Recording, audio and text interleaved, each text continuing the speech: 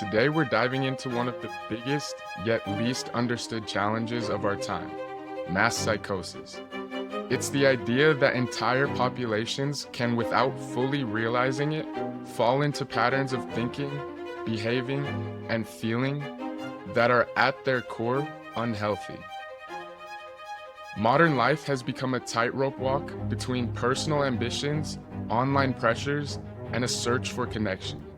As we struggle to find meaning and stability, societal trends are shaping our lives in ways that can make us feel lost, anxious, and disconnected. Let's break down 9 of the most pressing factors driving this collective mental shift and discuss what we can do to rise above them. The chains of habit are too light to be felt until they are too heavy to be broken, said Warren Buffett. Before we get started, what's up? My name's Nick Jackson, and my channel is here to give you insights on philosophy, psychology, spirituality, growth mindset, and how to start doing everything you ever dreamed of. Also, in my professional life, I'm a content writer and a copywriter.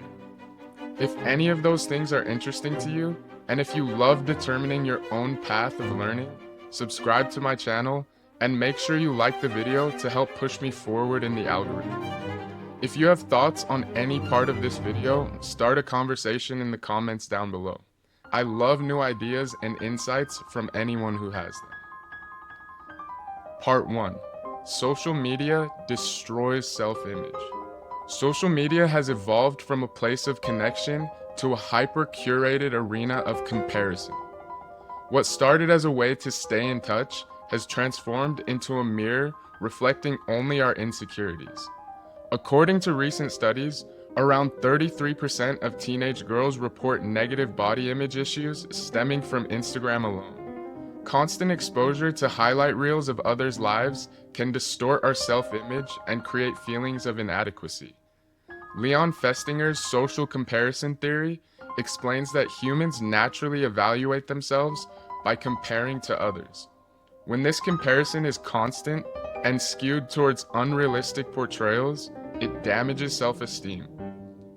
Neuroscientist Dr. Andrew Huberman also discusses how such comparisons trigger dopamine releases that keep us hooked, often at the cost of our mental health.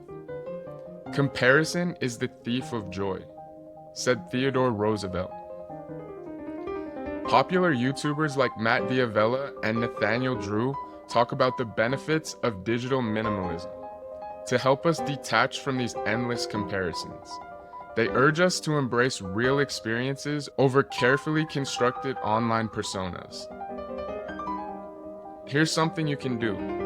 Try a social media cleanse. Limit your screen time, unfollow accounts that don't inspire you, and focus on creating moments in real life instead of curating them online. Part 2. Lack of real face-to-face connections. Technology connects us globally, yet face-to-face connections are dwindling. According to a YouGov study in 2019, 22% of millennials report having 0 close friends, while loneliness has doubled since the 80s. Online messaging is convenient, but it lacks the depth and warmth of human presence, which is essential for genuine connection. Philosopher Martin Buber described deep human connections as I-thou relationships, interactions where we see each other as whole, complex beings. Virtual exchanges, however, often reduce relationships to I-it interactions, where others are treated as objects for information exchange. The glory of friendship is not the outstretched hand, nor the kindly smile, but the spiritual inspiration that comes to one when you discover that someone else believes in you, said Ralph Waldo Emerson. Make it a habit to meet friends in person.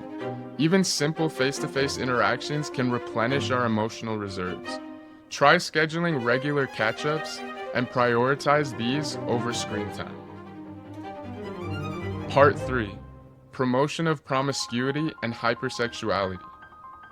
The modern world normalizes hypersexuality in a way that can distort our understanding of intimacy and respect.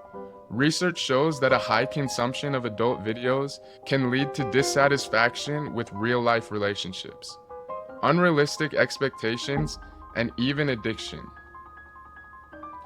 The instant gratification of hypersexualized media can lead to a dopamine loop where the brain craves increasingly extreme stimulation, ultimately leaving us less satisfied. Dopamine, known as the reward chemical, plays a role in addiction. Dr. Ann Lemke, an addiction psychiatrist, explains that high dopamine activities, like adult videos, can numb the brain's response to natural pleasures, making real relationships feel less rewarding over time. You must be the master of your own desires rather than a slave to fleeting pleasures, said Epictetus.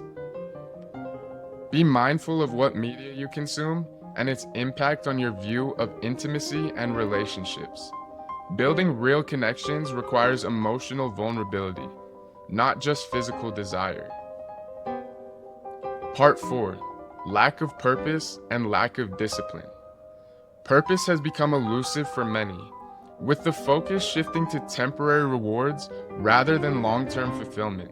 Viktor Frankl, in Man's Search for Meaning, argued that purpose is the foundation of happiness.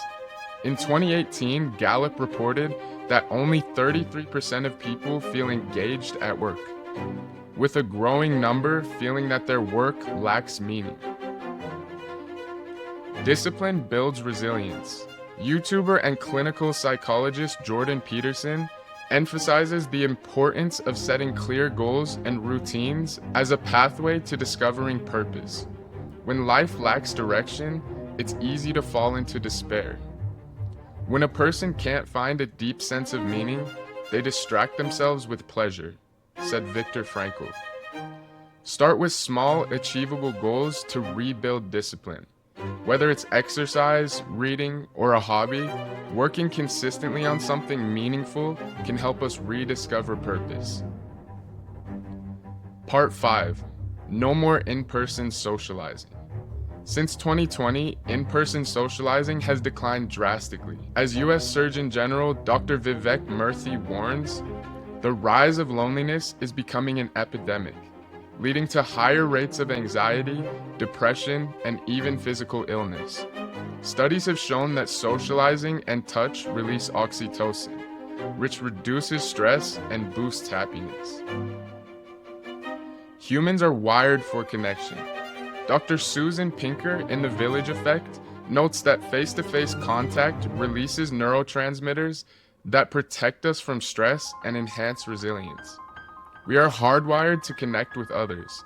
It's what gives purpose and meaning to our lives. Reintroduce in-person gatherings to your routine. Even small acts like joining a local group or attending events can reduce feelings of isolation and promote mental well-being. Part 6. Battle of the Sexes. Divisive narratives around gender roles are fueling mistrust and tension, impacting relationships. According to the Pew Research Center, the U.S. marriage rate has dropped nearly 60% since 1970.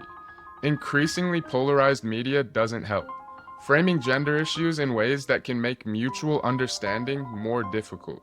Relationships are collaborations, not competitions. Aristotle believed that the whole is greater than the sum of its parts, which also applies to partnership. Empathy and teamwork make relationships thrive. A happy marriage is the union of two good forgivers, said Ruth Bell Grant. Focus on empathy in your relationships. Rather than competing, work towards understanding and shared goals. Part 7. THC content is too high. Normalizing drug use. THC levels in cannabis products today are exponentially higher than they were decades ago, reaching as high as 90%. Research suggests that excessive THC can lead to increased risk of psychosis, memory impairment, and heightened anxiety. Dr. Daniel Amen, a psychiatrist, warns that high-potency THC can alter brain chemistry, leading to dependence and worsening mental health.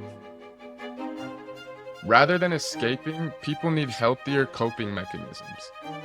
The ideal of medicine is to eliminate the need of a physician, said William J. Mayo. Evaluate your relationship with substances. Opt for healthy coping techniques like meditation, journaling, or physical exercise to manage stress. Part 8.